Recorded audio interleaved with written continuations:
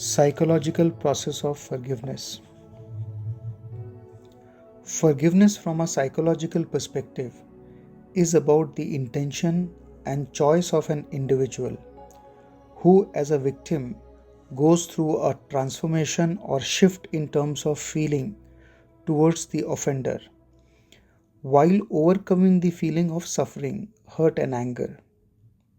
Psychologist Carl Rogers has described it as an unconditional positive regard towards other. Predominantly, forgiveness is granted without any expectation from the other person. Dr. Robert and Wright from University of Medicine founded International Forgiveness Institute and is a pioneer in the field. He developed a 20-step process model of forgiveness, which include uncovering phase, decision phase, work phase, outcome phase, 6 steps to forgiveness. Starting with number 1, uncovering phase. In this phase, one becomes fully aware of the damage and suffering caused or incurred as a result of deep and unjust injury. Anger and hatred are also present alongside. In this phase, when we discuss or bring out negative emotions and the pain is well comprehended, emotional stress enlarges as you have touched the wound of the person, which is often dreadful and rough. But this is where the healing begins. Number 2, decision phase. In this phase, one realizes that just focusing on agony and injury is going to create more suffering.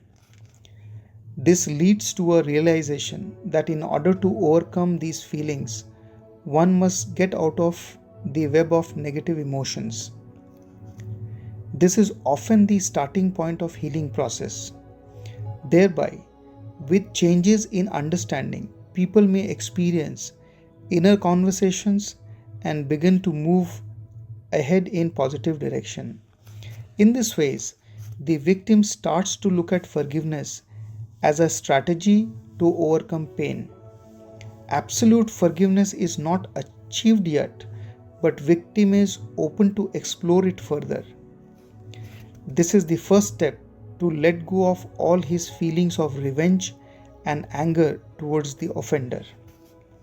Number 3, work phase. In this phase, victim begins to take action to forgive the offender. The former may start to see the latter from a different perspective. Now, victim pays a closer look at the various dimensions of why the offender could have committed the crime, along with disconcerting the background of the offender. This new approach to thoughts is accompanied by the willingness to feel compassion towards the offender. In this phase, one accepts the pain caused by the offender but decides not to transfer to another person. At present, victim is already to be benevolent towards the offender by the way of practicing mercy, generosity, and love.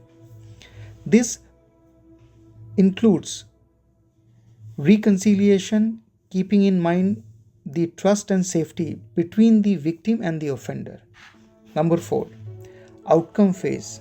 In this phase, victim starts to grasp the significance of getting emotional relief and therefore calm and peace in the process of forgiveness. Victim may fathom the pain and events of suffering. He may develop a deep sense of compassion for oneself and the others, along with purpose and meaning of life. The biggest paradox of this phase is that as we give to other person the gift of mercy, generosity and love, victim is the one beginning to heal deep down. Above 4 phases include 20-step process model. These model steps are not rigid. Different people may experience them in different stages and sequences. 5. 6 steps to forgiveness. 1.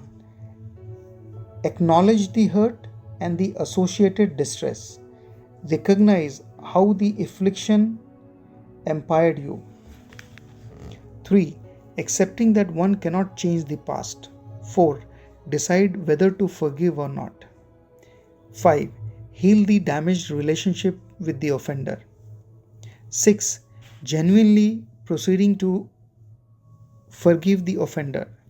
7. Realizing that the negative impact of mishappening loses power to hurt further.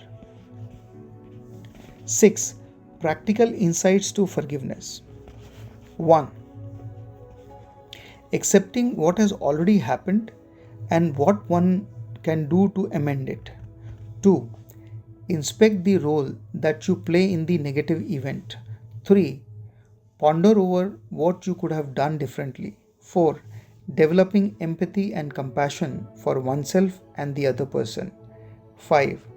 Distracting your attention from the suffering and the damage brought along.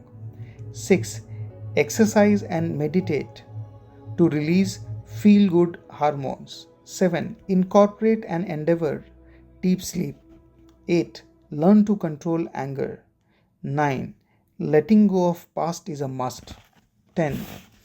Looking at your circumstances from a third person's perspective will help you get a clearer idea of the reality rather than when attached to it.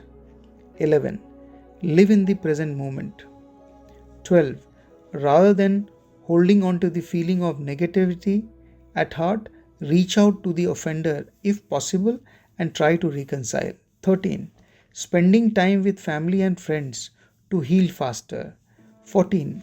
Maintain a daily journal to pour out your feelings onto it.